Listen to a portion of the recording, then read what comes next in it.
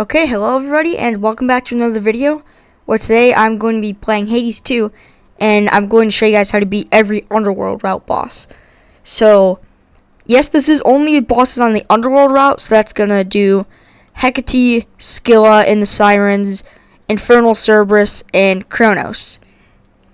And these are not the Vow of Rivals versions, these are just the normal versions you're going to encounter, and you don't have to use my loadout or anything. I'm only going to be giving specific tips on just dodging attacks and when to attack, really certain strategies. But if you do want to know what I use the Witch's Staff, and then I bring Tula as my animal familiar for the extra death defiance.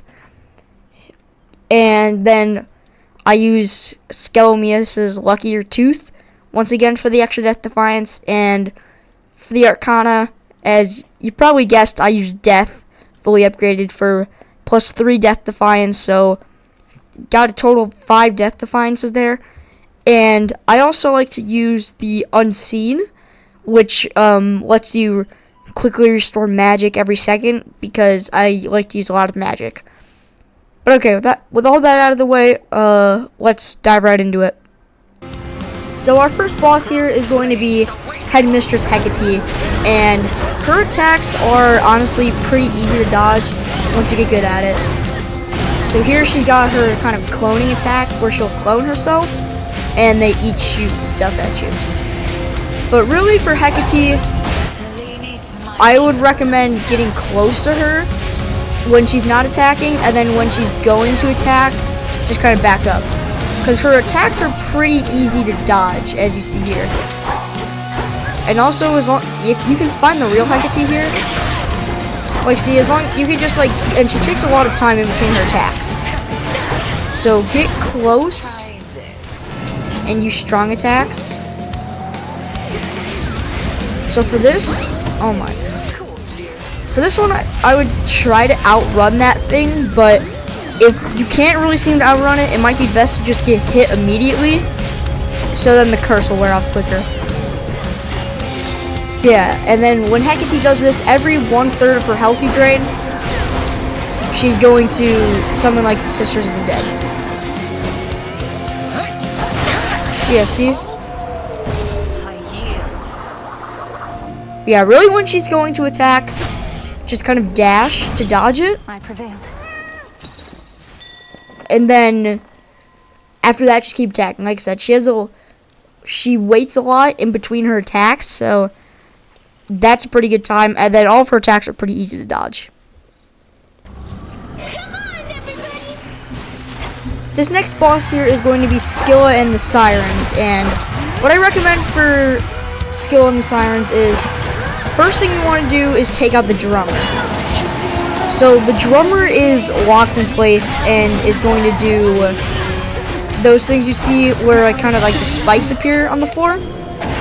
So there you go. Take the drummer out really quick, and then really focus on whoever you want after that. I usually do the guitarist though.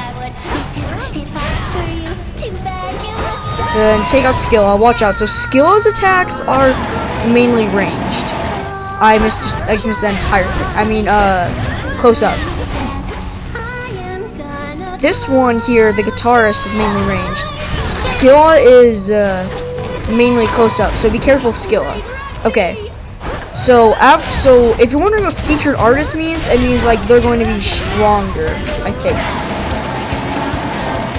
But yeah, so I would still recommend taking out the drummer first, even if she's not the featured artist. But then after that, maybe take out the featured artist. This time I got her as the featured one. Jetty. Roxy and Jetty. But yeah, see, most of Scylla's attacks are going to be like melee up close. So keep your distance from Scylla. The other ones you get closer to. Okay. So once you get her low enough, she's going to do this and summon a ton of those little guys. When she does that, I would recommend you just go crazy on her and try to kill her as fast as you can before they can reach you. If you go quick, you may be able to kill her fast. time for you, boy. This next boss here is Infernal Cerberus. And for this one, really, I'm going to recommend actually just trying to stay away from him and focus more on dodging his attacks, because they can deal heavy damage, just like that, see? I wasn't being very careful there. Just be ready to dodge his attacks at a moment's notice. Like stuff like this. When he's doing stuff like that, I would definitely prioritize dodging over attacking. Like when he slams, make sure to get away from that as fast as you can. Because his slam attacks are what mostly get me. Because I get too close. No one cares. Or just like that. So for that one, he shoots like the skulls and they explode. So you gotta be careful for that. Just get away from those.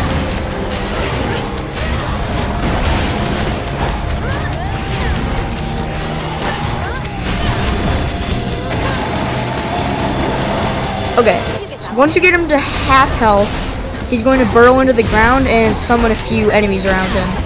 So, just take them out quickly. And then this is him coming back up. That's a good time to attack him when he first comes back up. So yeah, for those, we're going to have to do them in a pattern, kind of. Just go on the newest ones, and then once the oldest ones explode, go on to the safe spot.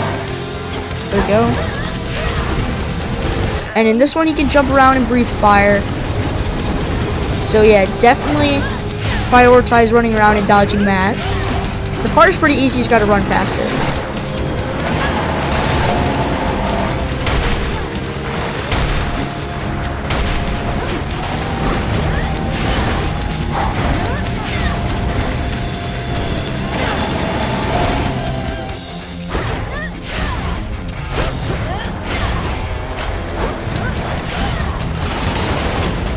There you go.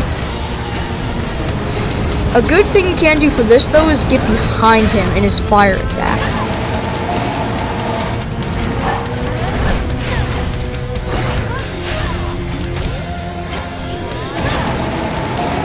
Are you kidding me? There you go, get away from him here. And yes, he also still can burrow into the ground, and then he's gonna pop up at a different spot. For this, you need to get in the circle. I'm pretty sure it can one-tap you. So, if you're not in the circle around Cerberus when that happens, it's either instant death or using a death defiance, which none of those you want. Underworld gates, the monstrous hound perhaps is thinking at this time. And then yes, you'll soothe Cerberus, and he'll leave. The final Underworld boss, it is Kronos, the Titan of Time. And when you first start the boss fight, I recommend taking out all of his satyr guards first. They're not too bad. Just quickly do that, and then get to Kronos. So for Kronos, watch out. It's like when he rushes at you or something, or he swings, does the big swing with his scythe, it's going to leave behind a trail there, and that will deal damage after, so careful. And when that yellow aura is around him, don't be standing there, or else he'll freeze you for a couple seconds. But for Kronos, I would recommend probably keeping a healthy distance from him, because yeah, a lot of his attacks are close range, except for really the one where he throws his scythe. Like just like his dashing and everything. That, and be ready to dodge his attacks like at a moment's notice, especially when he's dashing.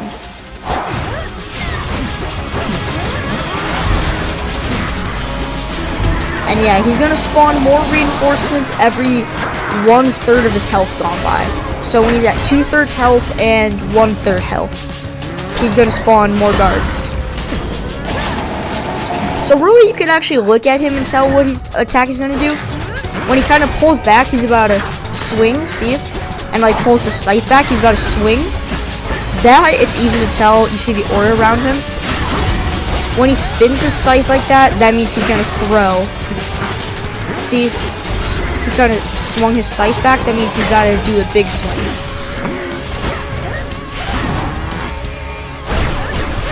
So now he's at only 1/3 health, so when he spins his scythe, that means he's gonna pull you toward it, but this attack's easy. I would recommend actually just going behind him, and that's a pretty easy way to deal damage to him during that attack. Dang it, I was in the circle. When he throws his scythe, it can be probably easily concerned with him, easily mixed up with him just swinging it, but I don't think he like charges it that long. Okay, but when you're at half health, you're gonna do this, and he's always gonna start with this attack. You always start with that, and you have to get in the circle. Same thing for this. Oh my gosh, don't let those things touch you.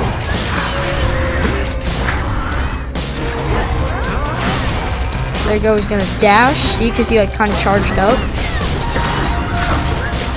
Yeah, he kind of spins the scythe before he's about to throw it. For that attack, there's no avoiding it. He's gonna slow you down no matter what. And as you probably could have guessed, just don't get touched by those parts. Yeah, so when he's about to like do this thing with his scythe right there, he spins it. But still, once again, I would recommend keeping away from him, but also make sure to keep him on your screen. Oh, dang it, okay. He's gonna summon these things. They heal him, so take these out pretty quick. But then, yeah, they also explode, so just don't be in the explosion radius and be ready for that.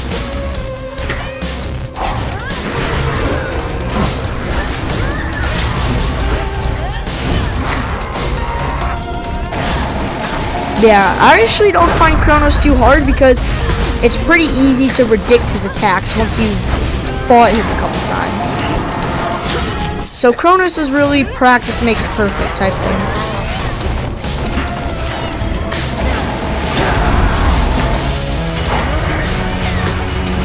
Gonna swing. And there we go. That is Kronos defeated. Yes, that is every boss in Hades 2. And if you want to see another boss again, or just kind of read my advice, I'm going to type it all in the description, so you can go check that out if you want. But yeah, thank you guys for watching this video, and hopefully it helped you guys learn to defeat some of these bosses. And make sure to like and subscribe if you liked it. And if you want me to make more tutorials like this, like maybe the surface bosses, or all bosses, how to beat them with Valve rivals, or maybe even how to beat all the bosses in the original Hades. I don't know, but yeah, thank you guys for watching, and see you next time.